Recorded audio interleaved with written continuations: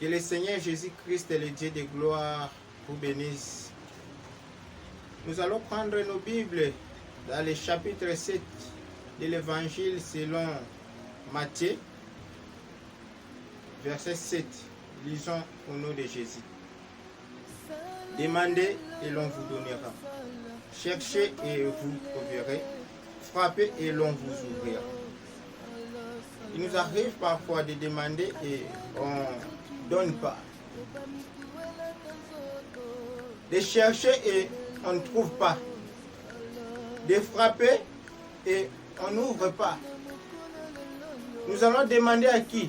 Vous pensez que la Bible dit que nous devons demander, nous allons demander aux gens? Non, nous allons demander à Dieu. Ozo senga nzambe mozo zoelo kote. Ozo luka. Nanzela na nzambe ozo zuate. Ozo sala nyonso ozo simbate. Ozo kende le sambo ozo sambela nzambe ozo josi ba prière na ote. Wana nde sika qui thème na biso ngona. Le thème de ce soir est intitulé les raisons pour lesquelles Dieu ne n'exauce pas à nos prières. Dimanche, comme nous on prie les après-midi, nous avons quitté un autambo dans la quartier. Il y a au moins 60% de la parcelle ils ont occupé dans l'église.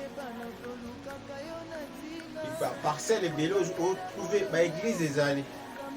Tout le monde au moins 60% de batopé baza ba chrétien. Bazo sambela mais taux ya réponse est tellement moqué. Pourquoi? Yaoundé, on dit tout le bélango na pourquoi lelo. On senga kaka aux attentif. Et ça biso quelque temps. Toi qui as des problèmes, au sambela lango beaucoup de temps aux joie solution té. Mariage ezo ya té, mais aux sambola, aux sambela, aux gêné, aux sala nyonso. Maïtid nous simbate, nous sala bien te, nous zongisa bomabe, sala bomabe, et nous simbate vraiment.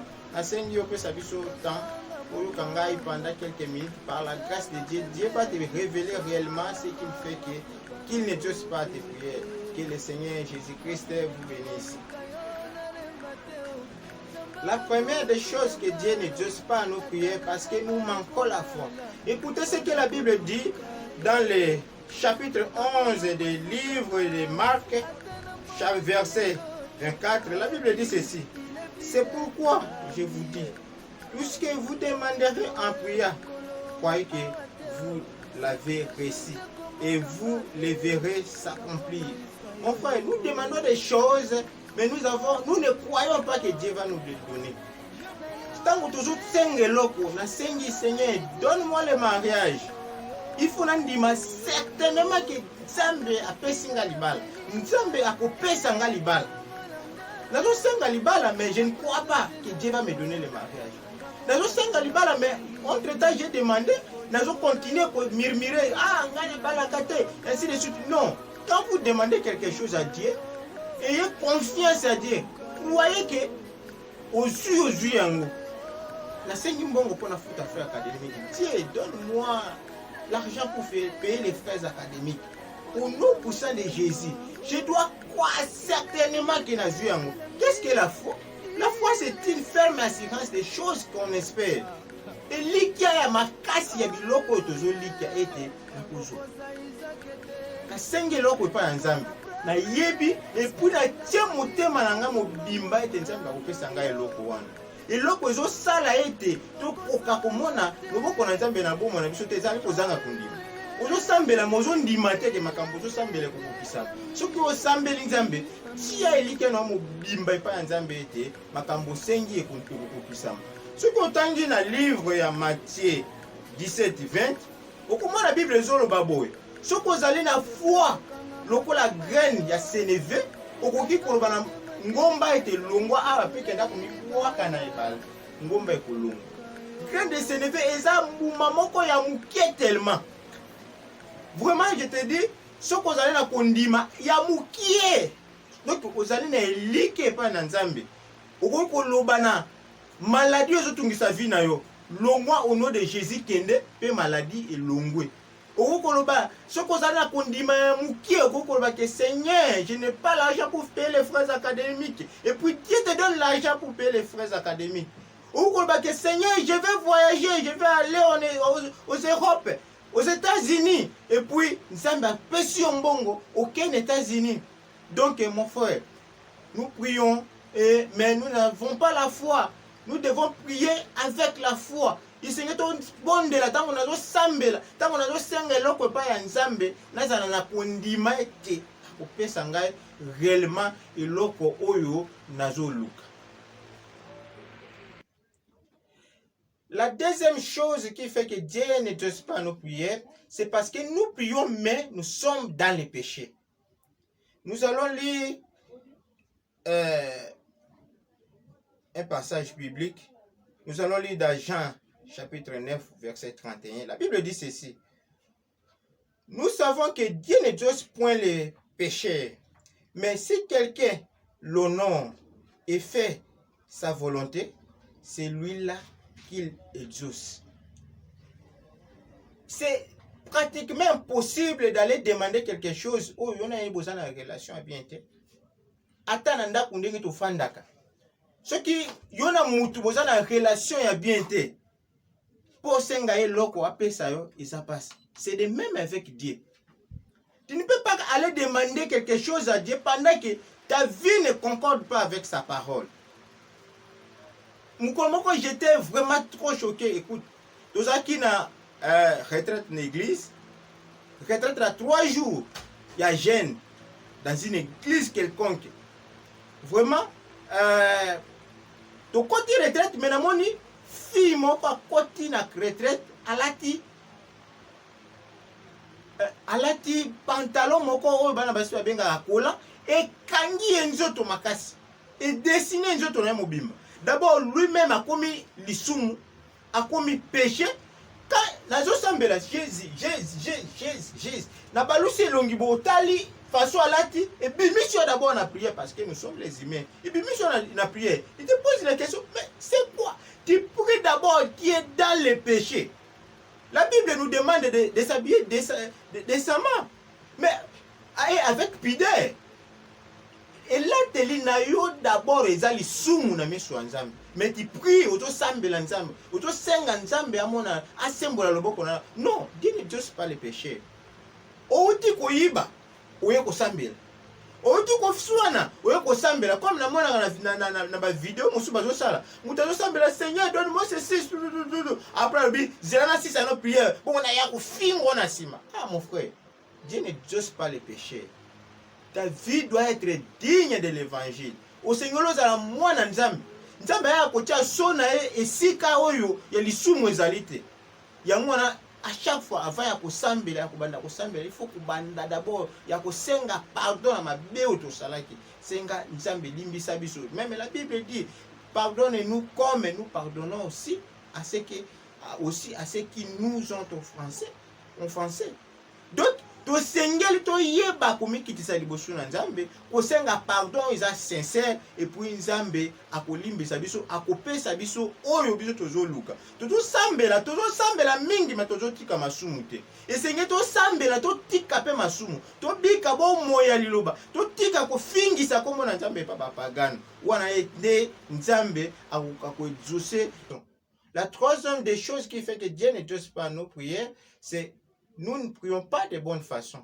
Écoutez ce que la Bible nous dit dans le livre de Jacques 4, 3. Lisons au nom de Jésus. Vous demandez et vous ne recevez pas parce que vous demandez mal dans le but de satisfaire vos passions. Nos prières ne peuvent pas être égoïstes. Nous prions avec l'égoïsme. Toujours senga Nzambe pona sepelisa na mi sepelisa nga moko. Wana ekomami na mokanda ya Jacques. Tanga ngo wana okomona ngo Jacques 3 Jacques 4 verset 3. Bible lobi boye nazo bandela kotanga ngo lisusu. Vous demandez et vous ne recevez pas parce que vous demandez mal dans le but de satisfaire vos passions. tozosenga mukomona tosolana mutu moko mutu na bisinga bi ngana koma kosambela parce que famille na biso tokufi ebele sikoyo tonaye kosambela nzambe mpo nzambe avange bato wana aboma bato nyonso baboma bato na nga famille. Ce sont des bits oyo ezali mabe. Dieu nous demande de pardonner. Mais yo ye kosambela nzambe na babiti moko eza égoïste oyo nzambe akopesa o makambo wana te parce que ezali eza hors la parole de Dieu. Mutu azosambela nzambe pesanga libala bato basekaka ngai bamona bakomona nzambe akopesa o libala te parce que tu demandes avec les bits eza mabe. Mais sambela nzambe yebisa nzambe na koli naza mwana mwasi na yo pesanga mobali ya malamu. Parce que le but qu'il est bon que l'homme, il n'est pas bon que l'homme soit seul. Nzambe akopesa libala. Sambela nzambe loba ke nzambe pesa mbongo nafuta fraise académique parce que il faut natanga. Nzambe akopesa mbongo kufuta fraise académique. Mais nzambe pesa mbongo ozomona ba voisin kuna bazotanga ba classe ngai faut ba mona pe pesa mbongo bana nga bakotanga. Là Dieu ne va pas te donner l'argent, ça ce n'est pas Dieu. Tu dois prier avec des buts ezali concrets, ezali réel. Oui, sengeli malamu pona nzambe asali la yo ikamu. Senga nzambe na ba but ezaya malamu. Nzambe pesa nga mutuka ngapena tambo na mutuka ozosenga nzambe pesa mutuka po oye okome au parc otindiki porte portant la loko pour ekangami. Non, là Dieu ne va pas te bénir. Mais senga nzambe bisa Seigneur Jésus na vanda kana matete. Mais notre église ezali na mbinza. Il faudra que ndaka nazana bana mitano tala charge nazana ngo kufuta transport er mosuto zonga bambula et kosimba ta Seigneur donne-moi l'argent, je vais payer les 20 parce que il faudra que ndaka bana mu église nzambe atali bit wana akoexaucer prière akopesa mutu. Mais avec ba bit ezali égoïste pour na satisfaire oyo ezali ya mabe nzambe akopesa ote oyo ezosenga. Donc tosenga nzambe biloko pour na ba bit ya malamu.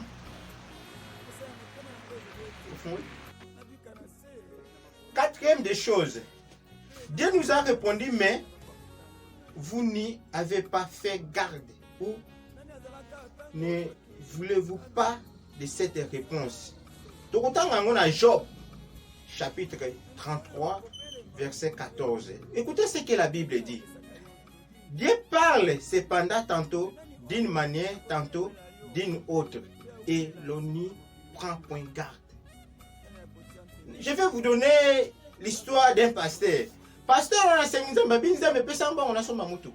Aki asambela, mets-moi le ventilateur s'il vous plaît.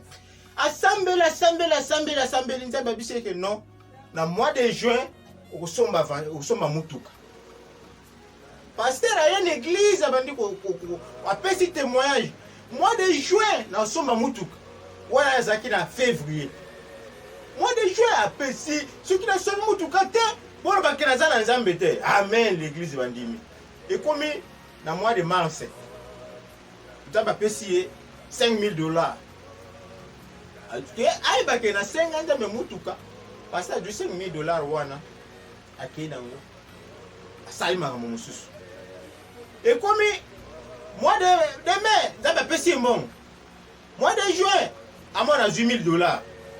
Mutuka $1,000 ezakate mais ndaba prometa nga juin nako soma mutuka. Comment est-ce que comme juillet mutuka ezate? Mais l'église ça ibisa ki kuna ke na sina nzamba kopesa nga mutuka. Nzamba kopesa nga mutuka. Mais Dieu t'a déjà donné l'argent. Nzamba pesi mbongo ke oyeba ke nzamba pesi nga mbongo boy na soma mutuka. Pesi nga ndambo mbongo na bombi.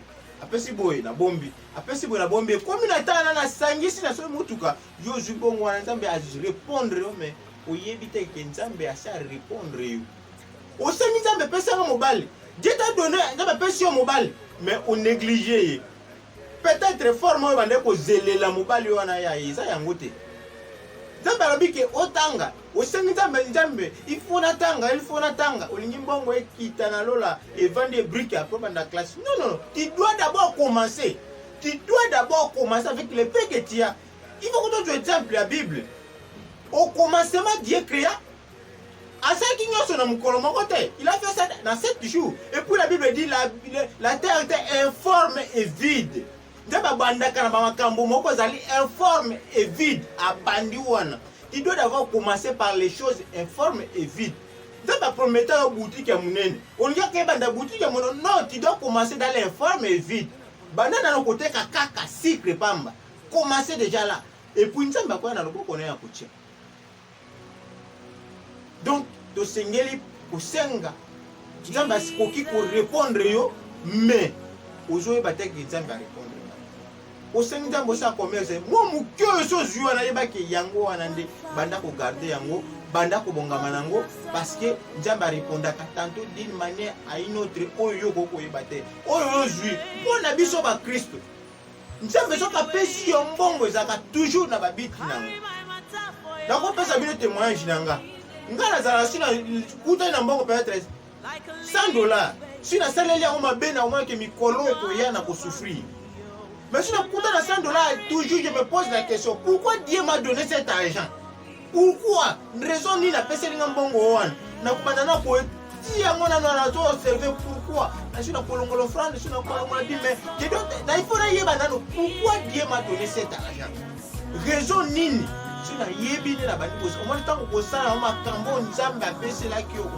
Mais ce que je quand Dieu te donne l'argent, quand Dieu te donne quelque chose, demande-lui pourquoi tu m'as donné ça. C'est ça ce que nous devons faire.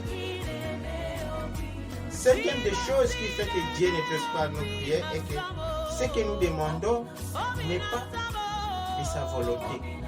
Écoutez ce que la Bible dit. Soyez transformés par le renouvellement de l'intelligence, afin que vous discerniez quelle est la volonté de Dieu. Nous devons discerner réellement quelle est la volonté de Dieu. Yozoloba ulinikenda poto.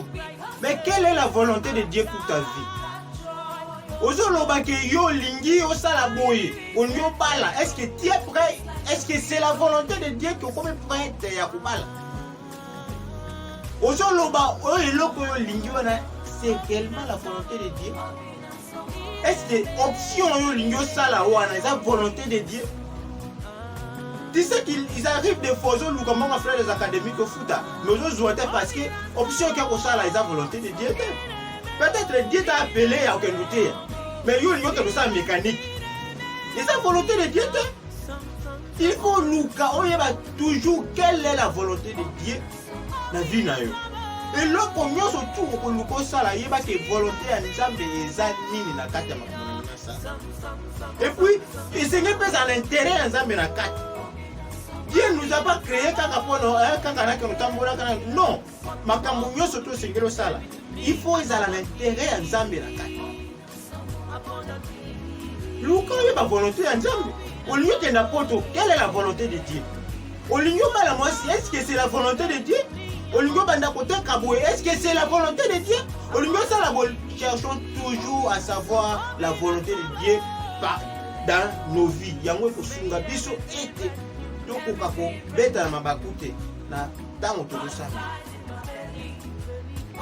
sixième des choses qui fait que Dieu ne répond pas à nos prières est que ce n'est pas encore le temps de Dieu. Écoutez ce que l'Ecclésiaste dit dans le chapitre 3, verset 11. La Bible dit ceci. Il fait toutes choses bonnes à son temps. C'est l'Ecclésiaste qui le dit. Ozosenga Nzambe eloko oyo ezala na ngongana yango te. Ozosenga mariage mais ton cœur ekokina na kovanda na libala te. Voyez bien, je vais vous dire quelque chose. Secret moko. Et pourquoi na bato bazoli buka libala? Nazo fungolela bino secret moko. Nzambe apesaka bato. Akopesa yo mwana azalaka kaka na bana na ye. Na kata jibesi ya Nzambe azana bana na satana te. Asaka na bana Nzambe. Azana bana na ya mibali pe azana bana na ya basi. Alors yo obongoli na no motema te. Nozo senga Nzambe apesa libala. Siko Nzambe akozwa mwana moko satana po apesa yo kosa libala. Non, parce que yena kata batu na kata jibesi ya azana bana ba satana. Yazaka na bana na ye. Et pas ukozwa mwana ya pesa yo boke no souffrir. Non. Nzambe akopesa libala te. Tu dois commencer d'abord à se repentir. Au comme nos chrétiens.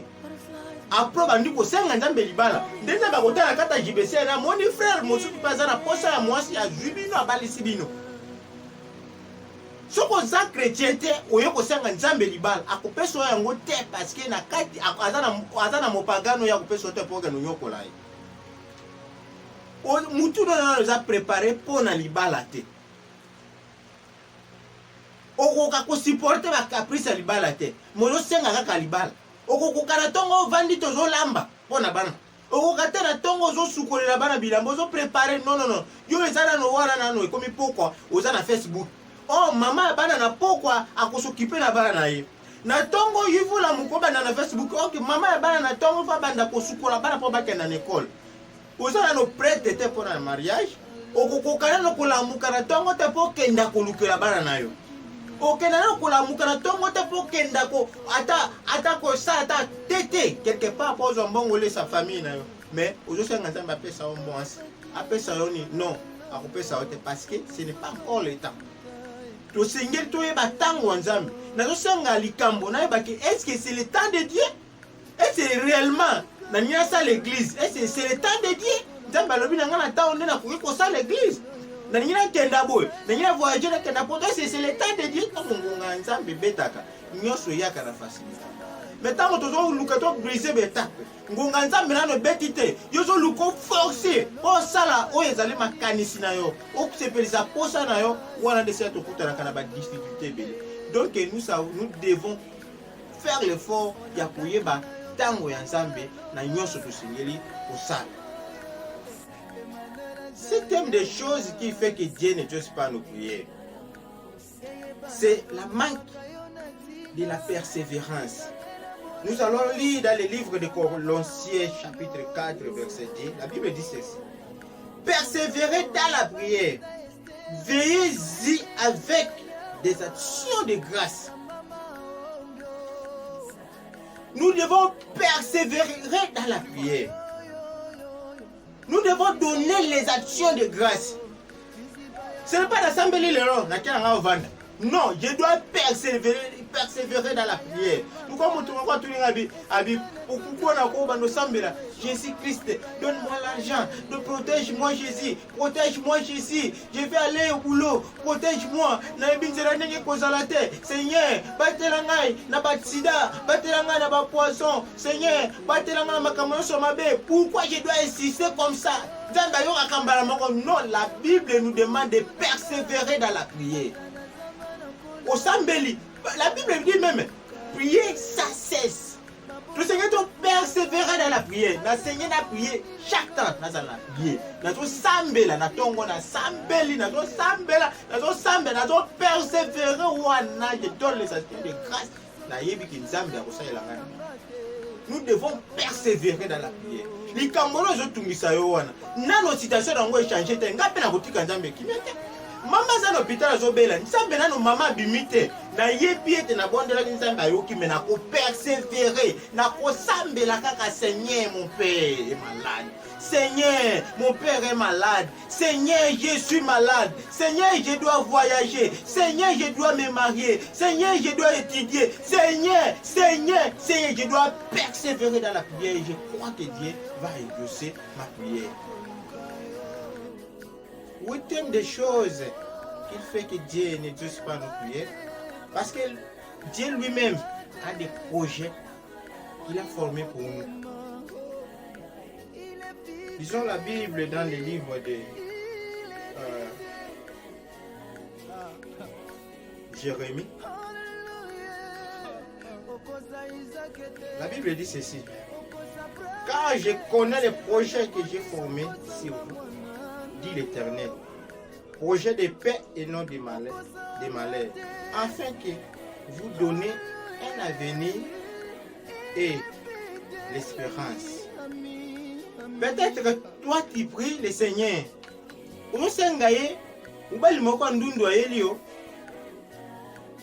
nous minimiser bandundu te. Mais peut-être que on sanga nzamba peso mutu kaketi. Mais nzamba zana ba projet ya bien yo sikuta mwana ame. Mais yo senga eketi. Akopesa oketi te. Lui-même a des bons projets pour vous. Mais Dieu ne voit pas l'Angola. Dieu voit les États-Unis. Il a de bons projets formés pour toi.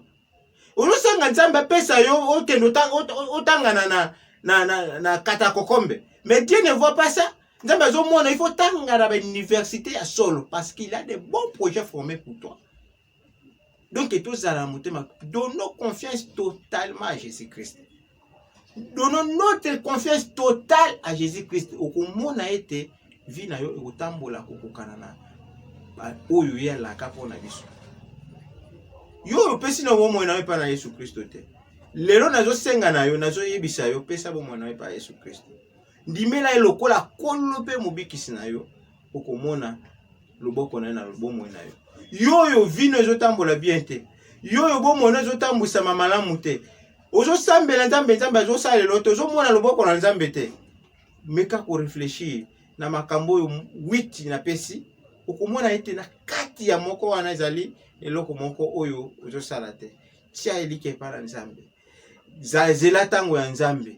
Sala oyo ye alingi. Senga na babiti ya malamu. Okomona ete nzambe ya kosalela yo. Bika bomo ya liloba. Yesu Kristo alingi kozonga. Notre église est allée dans l'avenue Kalembelembe 160 dans sa présence ministrée. Si tu as le temps, viens. Il va écouter notre pasteur, il va vous prêcher encore en profondeur ces choses et le Seigneur Jésus-Christ va vous bénir.